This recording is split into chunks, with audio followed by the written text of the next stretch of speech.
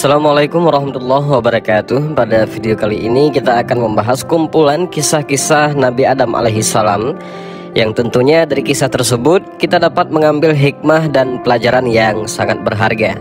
Tapi nonton video ini sampai selesai. Dan di dalam video ini kita akan menceritakan kisah tentang Nabi Adam. Di antaranya adalah yang pertama, kisah manusia terusir dari surga. Benarkah semua ini salah Nabi Adam? Yang kedua, kisah Nabi Adam diciptakan dari tanah berbagai tempat di bumi. Yang ketiga, kisah Nabi Adam menangis ratusan tahun usai diturunkan dari surga. Yang keempat, kisah Nabi Adam berpisah dengan Hawa selama ratusan tahun. Yang kelima, kisah Nabi Adam alaihissalam memakan anak iblis agar tak hidup kembali. Yang keenam, kisah anjing yang selalu menjaga Nabi Adam alaihissalam dari kejahatan iblis. Dan yang ketujuh adalah kisah iblis menusuk perut Nabi Adam alaihissalam.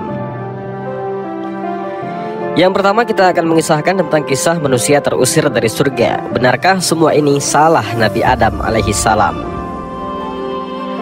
Meski terusir dari surga, namun sebelum penciptaan Nabi Adam alaihissalam, Allah subhanahu wa ta'ala sudah menyampaikan kepada seluruh makhluk bahwa Dia akan menciptakan manusia sebagai khalifah di muka bumi. Sesungguhnya aku hendak menjadikan seorang khalifah di muka bumi. Al-Quran Surah Al-Baqarah ayat 30. Terusirnya manusia dari surga disangka hanyalah kesalahan Nabi Adam alaihissalam. Oleh karena itu pernah terjadi perdebatan antara Nabi Musa alaihissalam dan Nabi Adam alaihissalam. Lantas mengapa Nabi Adam alaihissalam sering menjadi sasaran kemarahan para keturunannya atas keputusan Allah mengusirnya dari surga dan ditempatkan di bumi, padahal sejak awal Allah sudah akan menempatkannya di bumi. Bahkan Nabi Musa alaihissalam pun pernah berdebat dengan Nabi Adam terkait hal ini. Namun jawaban Nabi Adam berikut sekiranya menjadi jawaban pula bagi kita yang selama ini menyalahkan Nabi Adam alaihissalam. Dari Abu Hurairah radhiyallahu an, Nabi Muhammad sallallahu alaihi wasallam bersabda, Musa pernah mendebat Adam alaihissalam. Musa berkata kepada Adam, engkau telah mengeluarkan manusia dari surga hingga membuat mereka sengsara karena kesalahanmu. Adam menjawab, wahai Musa, engkau telah dipilih oleh Allah dengan risalah dan kalamnya. Apa engkau mencela diriku atas suatu hal yang telah ditulis Allah sebelum Dia menciptakan aku, atau yang telah ditakdirkan Allah terhadap diriku sebelum Dia menciptakan aku? Rasulullah bersabda, maka Adam dapat membantah argumen Musa. Hadis riwayat Bukhari. Hadis ini sebahagian besar diriwayatkan di dalam kitab Sahih Bukhari dan Muslim. Dalam kitab tersebut dikatakan bahwa Nabi Musa telah mencela Nabi Adam alaihissalam karena Adam telah mengeluarkan Musa, Adam sendiri, dan anak-anak keturunannya dari surga. Adam lalu berkata kepada Musa, aku tidak mengeluarkan kalian dari surga, akan tetapi aku mengeluarkan kalian karena telah terjadi serangkaian kejadian yang menyebabkan diriku memakan buah pohon itu. Serangkaian kejadian itu telah tertulis bagiku dan telah ditakdirkan untukku sebelum aku diciptakan oleh Allah yang maha bijaksana dan maha agung. Engkau telah mencela diriku, padahal perkara yang menjadi penyebab utamanya lebih rumit dari sekedar pelarangan bagiku untuk tidak memakan buah pohon itu. Lalu aku tergoda untuk memakannya. Adanya rentetan kondisi yang menyebabkan terjadinya pengeluaran dari surga itu merupakan bahagian dari perbuatanku. Sesungguhnya perkara ini merupakan kuasa dan ketentuan dari Allah. Sungguh ada hikmah di balik peristiwa ini. Dan akhirnya Adam dapat mengalahkan argumentasi Musa. Dan demikian, semoga apa yang menjadi jawaban Nabi Adam terhadap Nabi Musa ini mewakili pertanyaan kita dan menghilangkan sikap menyalahkan Nabi Adam atas terusirnya manusia dari surga. Sejatinya kita akan kembali ke sana, namun harus terlebih dahulu mengumpulkan bekal selama hidup di bumi ini. Kisah selanjutnya adalah kisah Nabi Adam diciptakan dari tanah di berbagai tempat di bumi. Nabi Adam alaihissalam diciptakan dari tanah berbagai tempat di bumi, sebagaimana yang diyakini oleh umat Islam di seluruh dunia, bahwa Nabi Adam adalah manusia pertama yang diciptakan oleh Allah subhanahu wa ta'ala dari tanah. Hal ini telah dijelaskan di dalam Al-Quran Surah As-Sajdah ayat 6-9. Yang demikian itu ialah Tuhan yang mengetahui yang gaib dan yang nyata, yang maha perkasa lagi maha penyayang, yang membuat segala sesuatu yang Dia ciptakan sebaik-baiknya, dan yang memulai penciptaan manusia dari tanah. Kemudian Dia menjadikan keturunannya dari saripati air yang hina, kemudian menyempurnakan dan meniupkan ke dalam roh ciptaannya, dan Dia menjadikan bagi kamu pendengaran, penglihatan, dan hati, tetapi kamu sedikit sekali bersyukur. Kemudian Allah juga berfirman, dan sesungguhnya kami telah menciptakan manusia Adam dari tanah liat kering yang berasal dari lumpur hitam yang diberi bentuk. Al-Quran Surah Al-Hijr ayat 26. Sebelum Nabi Adam diciptakan, ternyata Allah memerintahkan malaikat Jibril, Mikail, Israfil untuk mengambil tanah di berbagai tempat di bumi.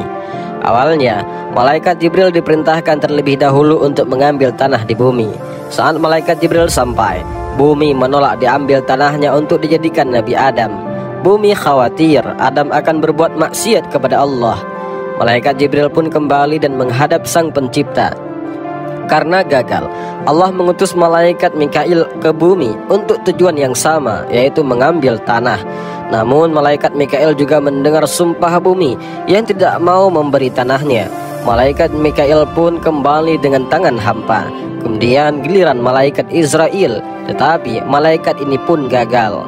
Kemudian Allah berfirman, "Wahai Israel, meskipun bumi bersumpah-sumpah dengan ucapan bagaimanapun, jangan engkau mengalah. Katakan bahwa yang engkau buat atas perintah dan namaku." Israel pun turun kembali ke bumi dan berkata, "Wahai bumi, ketahuilah bahwa kedatanganku adalah atas perintah Allah dan atas namanya. Jika engkau membantah pekerjaanku ini, berarti engkau membantah perintah Allah, dan sudah tentu engkau tidak ingin menjadi makhluk yang durhaka kepada Allah."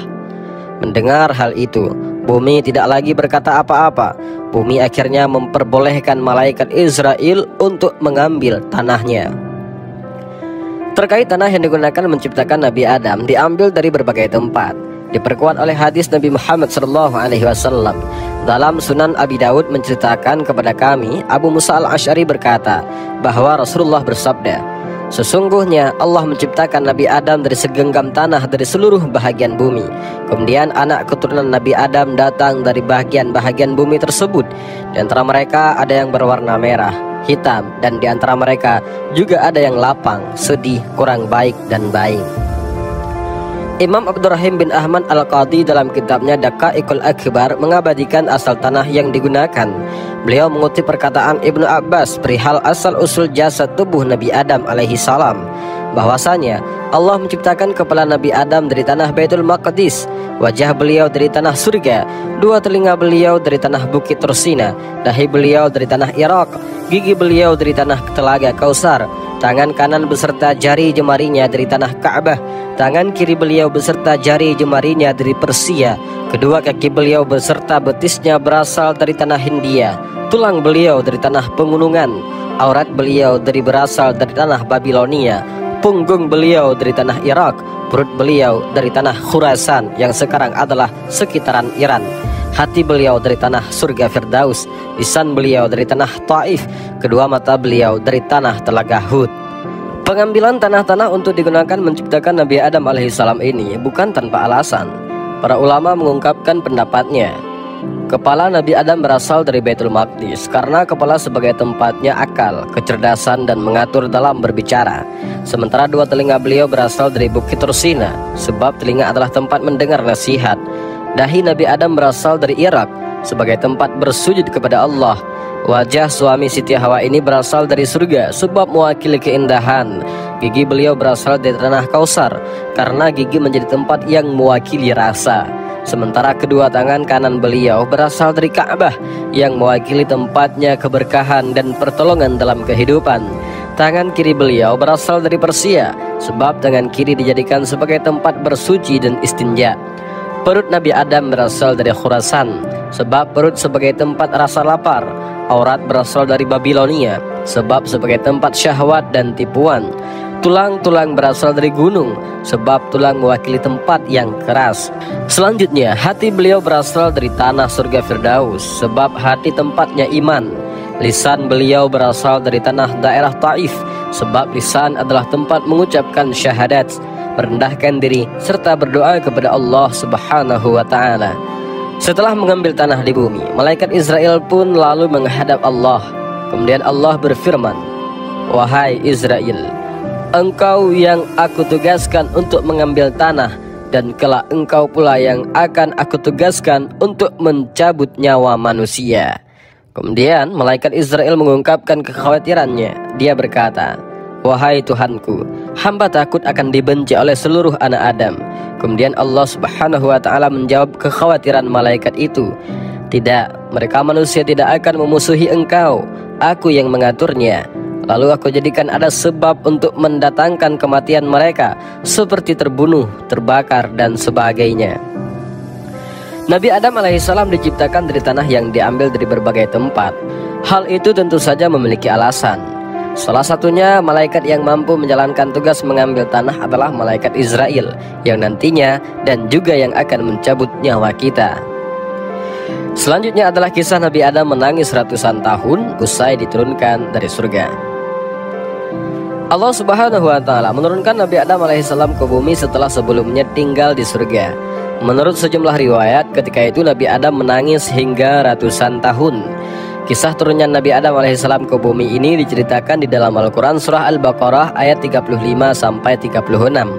Allah berfirman, "Kami berfirman, wahai Adam, tinggal engkau dan istrimu di dalam surga. Makanlah dengan nikmat berbagai makanan yang ada di sana sesukamu, dan janganlah kamu dekati pohon ini, sehingga kamu termasuk orang-orang zalim." Lalu setan mengelincirkan keduanya darinya, sehingga keduanya dikeluarkan dari segala kenikmatan ketika keduanya ada di sana, yaitu surga. Kami berfirman, "Turunlah kamu, sebahagian kamu menjadi musuh bagi yang lain, serta bagi kamu ada tempat tinggal dan kesenangan di bumi sampai waktu yang ditentukan."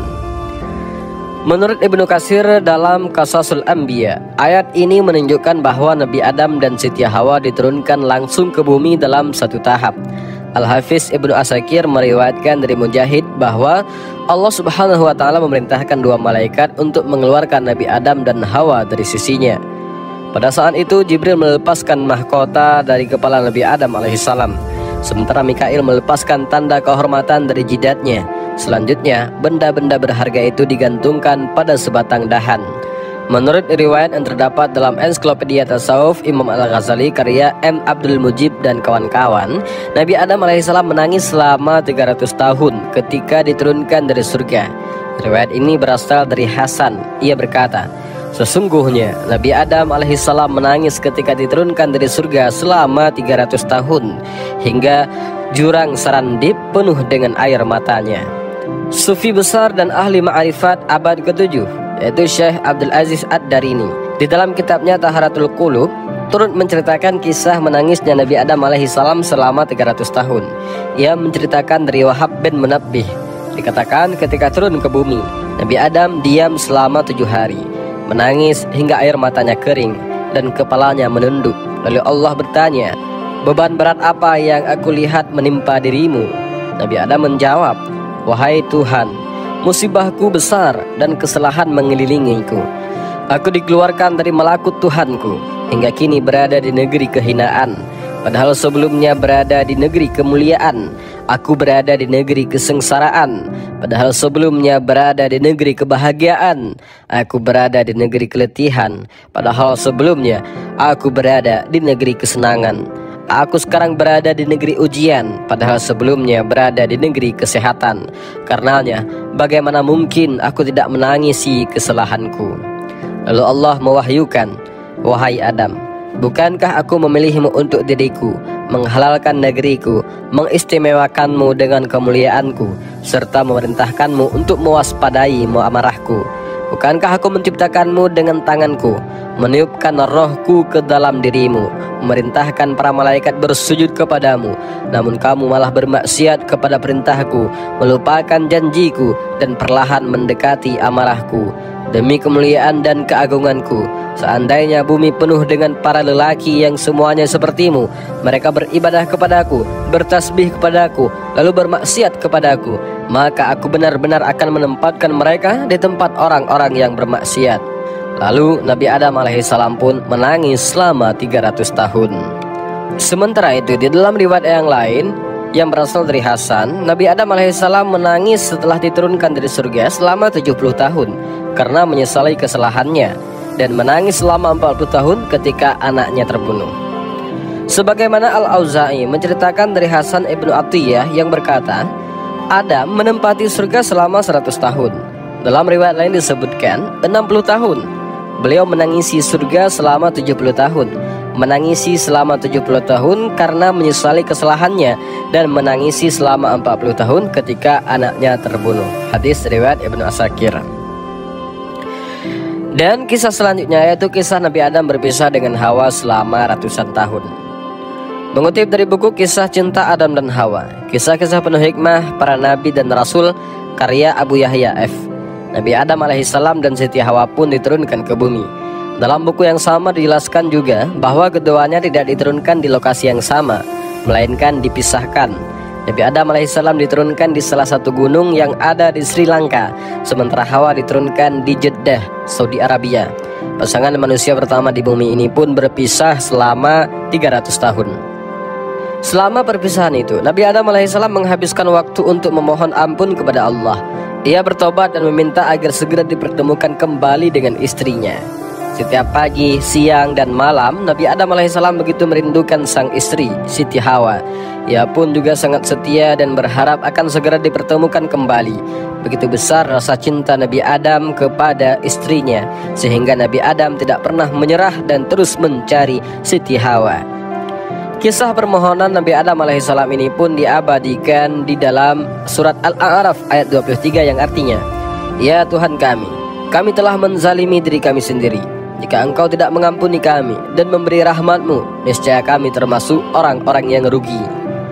Melihat kesungguhan Nabi, Allah Subhanahu wa Ta'ala pada akhirnya menerima taubatnya dan memberikan rahmat. Hal ini menjadi bukti bahwa Allah Subhanahu wa Ta'ala memanglah Maha Pengasih dan memberi ampunan kepada orang yang bertobat dari kesalahan. Allah melalui malaikat Jibril memberikan petunjuk agar menuntun mereka untuk dapat bertemu kembali. Akhirnya mereka pun kembali dipertemukan di Jabal Rahmah, Padang Arafah, setelah saling mencari selama ratusan tahun lamanya. Jabal Rahmah sendiri terletak di sebelah timur Padang Arafah, 20 km dari kota Mekah. Dalam pertemuan tersebut, keduanya menangis haru. Mereka melepaskan rindu dengan saling berpelukan dan menangis penuh haru. Selanjutnya, Adam dan Hawa memulai hidup baru. Keduanya tinggal di gua yang besar dan lebar. Gua tersebut terletak di dataran tinggi sehingga tidak mudah diserang binatang buas. Untuk bisa bertahan hidup sehari-hari, Nabi Adam alaihissalam berternak, mengolah lahan pertanian dan perkebunan dan buah-buahan. Nabi Adam alaihissalam dan Siti Hawa merasakan lagi sukacita dan kebahagiaan menjalani kehidupan sebagai suami istri. Lalu atas perintah Allah, keduanya pun melanjutkan keturunannya.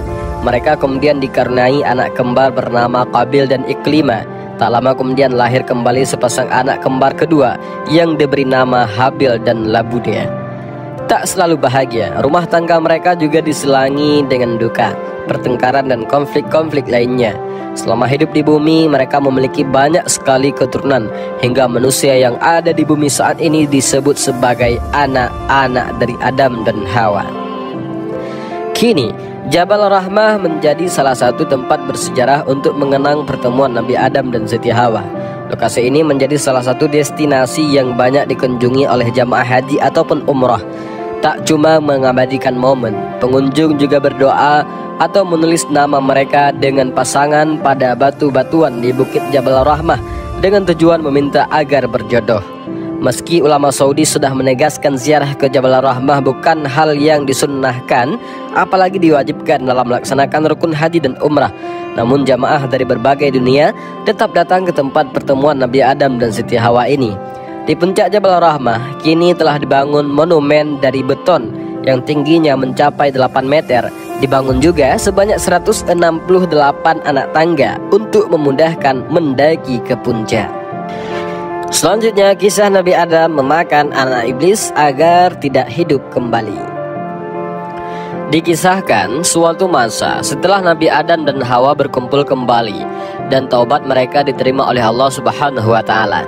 Ketika Nabi Adam alaihissalam meninggalkan Hawa seorang diri karena suatu keperluan, maka datanglah iblis bersama anaknya yang bernama Khannas kepada Hawa. Kepada Hawa iblis berkata, "Aku harus pergi untuk melakukan sesuatu hal yang penting. Tolonglah jaga anakku hingga aku kembali nanti," minta iblis. Kemudian tanpa basa-basi Hawa menerima anak itu. Kemudian iblis pun pergi. Ketika Nabi Adam alaihissalam pulang, Nabi Adam alaihissalam menanyakan perihal kejadian itu. "Dia adalah anak iblis yang dititipkan kepadaku," jawab Hawa. Mendengar penjelasan Hawa, Nabi Adam alaihissalam berkata, "Mengapa engkau menolongnya?" Nabi Adam menghardik Hawa. Dengan sangat marah, anak iblis itu pun dibunuhnya, dicincangnya, dan setiap cincangan itu digantung di dahan pohon. Setelah itu pergilah Nabi Adam. Tak lama kemudian iblis datang lagi. "Di mana anakku?" Iblis bertanya kepada Hawa. Hawa menerangkan segala sesuatu yang terjadi. "Adam mencincang-cincang tubuh anakmu, dan setiap potongan tubuh anakmu digantungkan di dahan pohon." Lalu iblis menyeru anaknya. Potongan-potongan tubuh anaknya pun kembali berkumpul dan dia hidup kembali. Kemudian berlari menyambut ayahnya. "Jagalah dia." Iblis kembali memohon kepada Hawa. "Karena ada urusan lain yang harus aku lakukan," kata iblis. Mula-mula Siti Hawa menolak, tetapi iblis memohon sedemikian rupa gigihnya sehingga akhirnya Hawa menyerah. Setelah itu iblis pergi meninggalkan tempat itu. Ketika Adam pulang, terlihat olehnya anak iblis itu lagi. "Apa artinya semua ini?" tanya Adam kepada Hawa. Lalu Hawa mengisahkan yang telah terjadi. Maka Adam kembali menghardik Hawa habis-habisan sambil berkata, "Aku tak tahu apakah rahasia di balik semua ini, sehingga engkau tidak mematuhi aku, tetapi mematuhi musuh Allah dan diperdaya oleh bujuk rayunya." Maka anak iblis itu pun kembali dibunuh oleh Nabi Adam alaihissalam, dan mayatnya dibakar. Kemudian sebahagian abunya dibuang ke air, sedangkan sebahagian lainnya dibuang ke udara dan diterbangkan angin. Setelah itu Nabi Adam pergi. Kemudian iblis pun datang lagi menanyakan anaknya. Setelah mengetahui apa yang dilakukan Nabi Adam kepada anaknya, iblis pun berteriak memanggil anaknya. Maka abu-abu anak iblis yang dibakar tadi berkumpul kembali. Kemudian anak iblis itu pun hidup kembali dan bersimpuh di depan ayahnya. Sekali lagi iblis memohon pertolongan, tetapi ditolak oleh Hawa. "Pastilah aku bisa dibunuh Adam nanti," jawab Siti Hawa. Iblis selalu membujuk dengan berbagai sumpah, sehingga akhirnya Hawa sekali lagi menyerah dan iblis pun pergi. Tidak lama kemudian Nabi Adam kembali dan didapatinya Hawa bersama anak iblis itu lagi. Nabi Adam alaihissalam pun menghardik Hawa penuh amarah. "Engkau menuruti kata-katanya dan tidak memperdulikan kata-kataku." Kemudian Khannas, anak iblis itu disembelihnya dan dimasaknya. Separuh dari tubuh Khannas dimakannya sendiri dan separuhnya lagi diberikan kepada Hawa. Tujuannya adalah agar anak iblis itu tidak bisa hidup kembali dan iblis tidak datang lagi menemui Hawa. Kemudian iblis datang kembali menanyakan anaknya dan Hawa menceritakan apa yang terjadi. "Anakmu dimasak Adam, separuh tubuhnya aku makan dan separuhnya lagi dimakan Adam." Mendengar jawaban Hawa, iblis berseru kegirangan seraya berkata, "Inilah yang selama ini kuinginkan. Aku ingin menyusup ke dalam hati Adam. Kini setelah dadanya menjadi tempat kediamanku, tercapailah sudah keinginanku," ucap iblis. Dan inilah awal mula anak cucu Adam mudah termakan oleh omongan setan. Hal tersebut diawali dari tipu daya yang dilakukan iblis kepada Nabi Adam dan Hawa. Dan iblis telah berhasil membuat anaknya bersemayam di dalam dada Nabi Adam alaihissalam sampai kepada anak cucu-cucu keturunan Nabi Adam alaihissalam. Kisah-kisah seperti ini sangat perlu untuk kita ketahui agar bisa menjadi modal bagi kita untuk melawan tipu daya iblis. Sehingga setiap apa yang ada di dalam hati kita tidak selalu kita ikuti, karena bisa jadi itu adalah seruan dari iblis. Jangan tanyakan kenapa Hawa mau menjaga anak iblis, padahal Hawa sudah tahu bahwa iblis adalah musuh mereka. Karena berarti setan mulai berbisik di dalam hati kita. sehingga kita tidak percaya lagi dengan kisah-kisah yang disampaikan para ulama kita, sehingga secara perlahan setan akan berbisik agar kita tidak percaya kepada pandangan agama. Ingatlah ketika dalam hati mengatakan mengapa Hawa mau menjaga anak iblis yang jelas-jelas adalah musuhnya, berarti kisah ini bohong. Maka ingatlah mengapa Hawa bisa membujuk Nabi Adam sehingga mereka bisa memakan buah terlarang yang jelas-jelas Allah Subhanahu wa Ta'ala langsung yang melarang mereka. Ilmu adalah cahaya, dan cahaya tidak akan masuk ke dalam hati yang buruk. Itulah mengapa sangat penting bagi kita untuk menjaga hati, termasuk dalam menimba ilmu. Setiap kisah dan kejadian yang dialami Nabi Adam alaihissalam pasti ada hikmah di dalamnya untuk kita petik, dan semua itu tidak terjadi kecuali atas izin Allah Subhanahu wa Ta'ala. Dan semoga kisah ini memberi keberkahan dan manfaat bagi kehidupan kita. Dan kita masuk dalam kisah selanjutnya, yaitu kisah anjing yang selalu menjaga Nabi Adam alaihissalam dari kejahatan iblis. Di dalam kitab tafsir Al-Jailani diceritakan bahwa pada awal masa penciptaan Nabi Adam alaihissalam, yang mana pada saat itu baru berupa seonggok tanah liat dan sudah berbentuk wujud manusia, tapi belum ditiup ruh di dalamnya.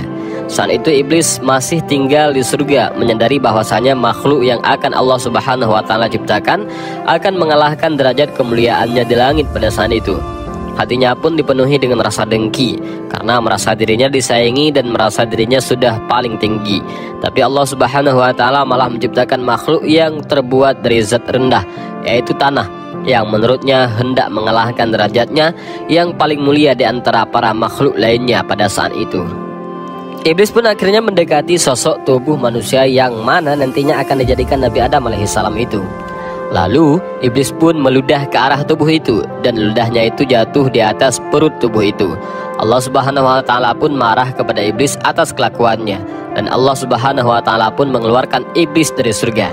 Namun ketika itu murka Allah Subhanahu wa Ta'ala tidak sebenar-benarnya murka, sedangkan murka Allah Subhanahu wa Ta'ala yang sebenarnya nantinya ditunjukkan kepada iblis ketika ia tidak mau diperintahkan sujud kepada Nabi Adam alaihissalam dikarenakan kesombongan dan keangkuhannya. Iblis yang kini berada di luar surga bukannya merasa bersalah, tetapi ia malah bertambah dengki terhadap tubuh makhluk yang hendak Allah Subhanahu wa Ta'ala ciptakan itu. Ia pun bersiasat untuk merusak tubuh itu dengan bantuan kuda yang ada di dalam surga. Namun jangankan hendak bertemu kuda yang ada di dalam surga, untuk masuk dan mendekati gerbang surga saja ia tidak diperbolehkan lagi oleh malaikat atas perintah Allah.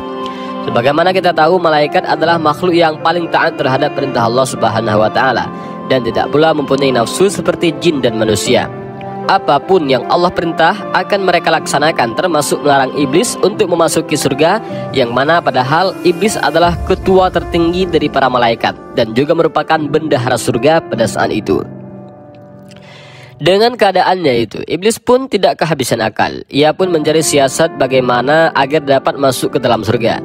Iblis pun mencoba meminta tolong pada makhluk-makhluk yang ada di surga yang ia temui di pinggir surga. Namun tidak ada satupun makhluk yang mau untuk menolongnya. Hingga akhirnya iblis pun bertemu dengan ular, yang mana pada saat itu ular merupakan makhluk terindah di surga. Ia memiliki 4 kaki dan dapat terbang. Maka iblis pun menghasut ular untuk memperbolehkannya masuk ke dalam mulutnya dan membawanya menuju kuda, karena ada yang ia hendak sampaikan kepada kuda. Ular yang terkena tipu daya iblis pun memperbolehkan iblis untuk masuk ke dalam mulutnya dan membawanya iblis menemui kuda.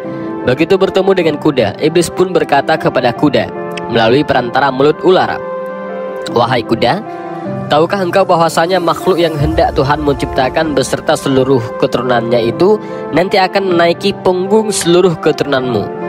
Mendengar apa yang dikatakan iblis, kuda pun marah dan langsung berlari ke arah tubuh makhluk yang Allah Subhanahu wa Ta'ala ciptakan, yang masih berupa tanah liat itu, dan hendak menginjak-injaknya supaya hancur. Namun Allah Subhanahu wa Ta'ala Maha tahu akan segala hal yang ada di penjuru alam.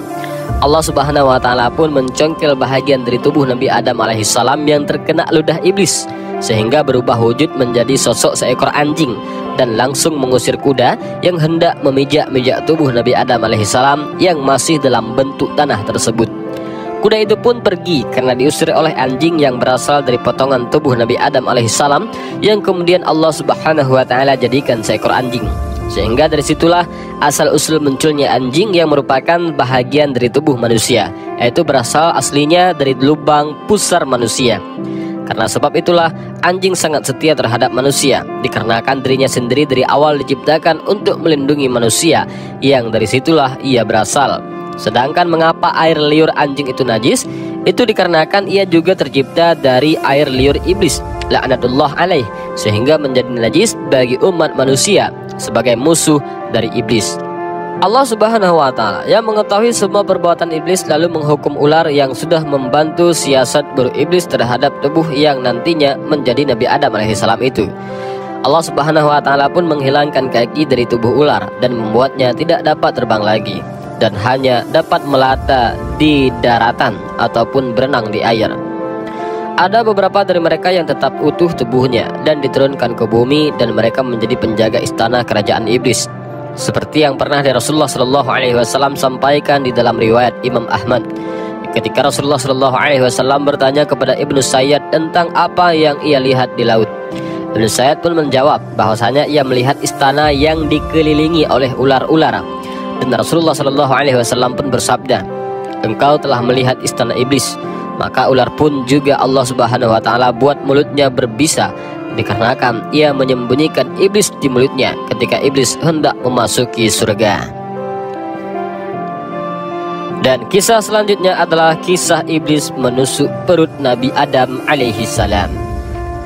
Dalam kitab Daqaiqul Akhbar karangan Imam Abdurrahim bin Ahmad Al-Qadhi, bahwa Ibnu Abbas radhiyallahu an berkata, Allah Subhanahu wa taala menciptakan Nabi Adam alaihissalam yang kepalanya diciptakan dari tanah Baitul Maqdis, wajahnya dari tanah surga, kedua tangannya dari tanah Tursina, dahinya dari tanah Irak, giginya dari telaga Al-Kautsar, tangan kanan dan jari-jarinya dari tanah Ka'bah, tangan kirinya dari tanah Persia, kedua kakinya dari tanah India, tulang belakangnya dari tanah gunung, auratnya dari tanah Babilonia, punggungnya dari tanah Irak, perutnya dari tanah Khurasan, hatinya dari tanah Firdaus, lisannya dari tanah Taif, dan kedua matanya dari tanah telaga Al-Haud. Dinukil dari kitab Syekh Muhammad bin Ahmad bin Ilyas yang diterjemahkan oleh Abdul Halim dalam buku yang berjudul Kisah Penciptaan dan Tokoh-Tokoh Sepanjang Zaman. Ibnu Abbas radhiyallahu an mengatakan bahwa setelah Nabi Adam alaihissalam berbentuk tanah kering seperti tembikar, maka iblis yang terkutuk datang kepadanya dengan tangannya. Dia memukul perut Adam, dan tempat terkena pukulannya menjadi pusar. Pusar merupakan tanda dari pukulan iblis. Penyebab iblis memukul perut Nabi Adam alaihissalam adalah agar dia mengetahui apakah perut itu berlubang atau tidak. Setelah dia mengetahui perut itu berlubang, maka iblis pun masuk ke dalam perut Nabi Adam alaihissalam. Kemudian dia melihat ke semua anggota badannya, lahir dan batinnya, dan semua auratnya kecuali hatinya, sebab tidak ada satupun yang bisa mengetahui kecuali Allah Subhanahu wa taala. Karena iblis yang terkutuk masuk ke dalam sekujur tubuh Nabi Adam alaihissalam, maka dikatakan bahwa sesungguhnya setan mengalir dalam aliran darah. Ibnu Abbas radhiyallahu an mengatakan, tatkala Allah Subhanahu wa taala berkehendak untuk meniupkan ruh kepada Nabi Adam alaihissalam, maka Allah Subhanahu wa taala memerintahkan ruh untuk masuk kepadanya dari kepalanya. Oleh karena itu, kepala suka disebut dengan yafuh ataupun ubun-ubun. Diriwayatkan bahwa ruh enggan untuk masuk ke dalam jasad Nabi Adam alaihissalam. Ruh berkata kepada Allah, "Wahai Tuhanku, bagaimana aku akan masuk ke tempat yang gelap?" Allah Subhanahu wa taala yang maha agung lagi maha mulia menyuruhnya sampai 3 kali. Namun ruh tetap menolak. Namun akhirnya ruh mau masuk ke dalam jasad Nabi Adam alaihissalam dengan terpaksa. Kemudian Allah Subhanahu wa taala berfirman kepada ruh, "Seandainya engkau masuk dengan penuh suka hati, tentu engkau akan keluar dengan suka hati pula. Akan tetapi telah ada dalam ilmuku sejak dahulu azali, engkau akan masuk dengan terpaksa dan akan keluar dengan terpaksa." Setelah ruh masuk ke dalam otak Nabi Adam alaihissalam, di sana ia berputar-putar selama 100 tahun. Kemudian ia turun kepada kedua mata Nabi Adam alaihissalam, dan akibatnya kedua matanya bisa melihat. Nabi Adam alaihissalam bisa melihat jasadnya yang berbentuk tanah kering seperti tembikar. Lalu ruh pun turun ke 2 lubang hidung Nabi Adam alaihissalam. dan akibatnya Nabi Adam alaihissalam bisa menghirup udara. Lalu ia bernafas dan bersin. Kemudian ruh turun ke bibir dan lisan Nabi Adam, dan Allah memberi ilham kepadanya untuk memujinya. Nabi Adam alaihissalam berkata, Alhamdulillahirabbil alamin, segala puji bagi Allah, Tuhan semesta alam. Kemudian Allah Subhanahu wa taala menjawab kepadanya, Yarhamuka rabbuka ya Adam, semoga Tuhanmu mencurahkan rahmat kepadamu wahai Adam. Doa ini untukmu dan juga untuk keturunanmu. Oleh karena itu, menjawab orang yang bersin itu disunahkan. Diriwayatkan setelah Nabi Adam alaihissalam memuji kepada Allah, Allah Subhanahu wa taala berfirman, Wahai Adam, untuk memujikulah aku menciptakanmu. Berikutnya ruh turun ke dada Nabi Adam alaihissalam, lalu ke tulang rusuknya dan ke perutnya, sehingga Nabi Adam alaihissalam bisa melihat ruh ketika ruh itu beralih, ketika ruh pindah ke satu anggota badan.